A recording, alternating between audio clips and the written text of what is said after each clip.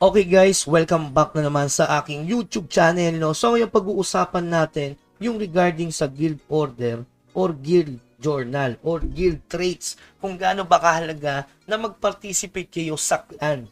Okay? So ang hirap sa mga member, lalo na kung offline lang, guys, makikik talaga kayo, no? So kasi sobrang halaga ng guild order, kapag hindi nyo tinapos to, sayang naman yung guild points nyo at saka yung guild dedication points. Yung guild points guys, nagagamit yan sa pambili ng skill. Doon sa guild contribution nata yun.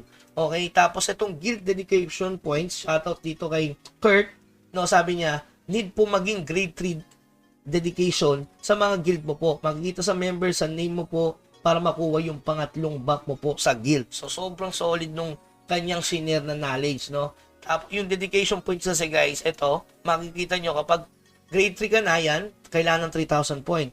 Tapos sa akin is grade 2 lang. Sobrang sipag itong nauna. Kasi nga ito si Paring J, siguro yung pagka-reset nung kapag ka-level 2 nung clan namin, nauna siyang mag-guild order. Which is napakalaga ng guild order. Ito yun guys. So makakuha ka pa dyan ng instant, rare or epic kung makachamba ka man. Marami na naka-rare dyan na item. So bakit Battlefront yung unahin guys? Ito na. Papasok na yung journal dyan. Kung makikita nyo kasi, kapag tinapos nyo yung Battlefront, makakuha kayo ng feather.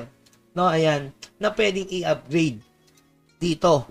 So, kapag sagad ka, halimbawa, ang guild dedication point mo umabot ng 5,000, makukuha mo hanggang PBE Accuracy 1. Tapos, kung masipag yung leader yung mag-upgrade nito, so, tataas yung accuracy nyo, guys, hanggang 7. Hindi ko alam kung nagpapatong ba yan. Halimbawa, napuno to.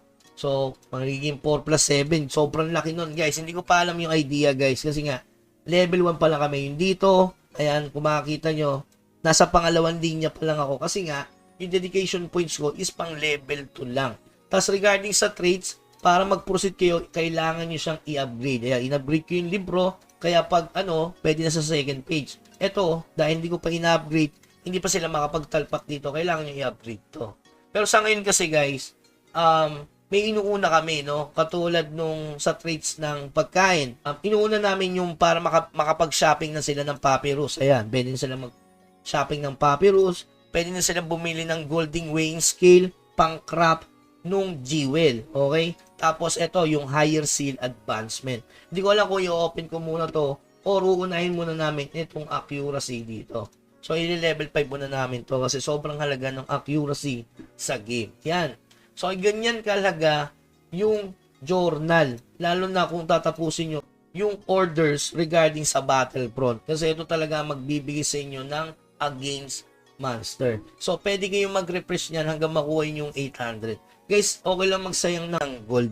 Kasi etong gold na to, na-farm naman to. Kaya nyo mag-farm ng 1M yan daily. So, nandyan yung link ko sa baba kung paano gagawin kapag melee ka. Kailangan mo magpalit ng range tapos magpa-level ka doon sa mga low level monster. So, kailangan nyo tapusin to guys. So, sa mga member na dyan sa inyo guys, sa mga member nyo, sana sipagan nila. Yan, pwede ka man makiparty. Sobrang saglit ng tapusin yan dito sa Battlefront ng Kill Debat. In short, Kill Debat, no? So, PK area to, pero sa tingin ko naman, bihira lang naman yung may nag-iikot. Kasi may kanya-kanya tayong lugar. Alam mo, pupunta pa yung magiging PK doon. Sobrang abala yung sa oras. Instead na mag-farm. Okay? So, yun lamang guys. Talagang may makikik at makikik. Sayang naman, kapag nakik kayo guys, sayang yung dedication point nyo. Katulad ng pag may bagong member. Yung dedication point, parang loyalty mo yan sa clan eh. Pagiging loyal mo sa clan. Ayan. May mga sinali tayong bago. So, reset yung kanilang dedication points. Kaya, mas maganda, huwag kayong makik. Sipagan nyo para hindi kayo makik sa clan. Once na nakik kayo, kasi yan guys wala namang samaan ng loob dyan. Talagang kapag yung ka-member mo, hindi naman pwedeng isa, tamad, damay na lahat yun eh. Okay? Kasi may hinahabol tayong guild dungeon. Katulad kahapon, nag-guild dungeon kami, 38 lang kami. Ang laking kawalan ng 12 member kapag guild dungeon. Kamuntigan namin matapos pero hindi pa namin siguro. Kailangan namin siguro mag-level 45 lahat. Okay, so yun lamang guys. Hanggang sa muli, huwag kalimutang mag-like, follow naman yung ating FB page kung nakatulong tong video na to sa inyo. Hanggang sa muli, paalam.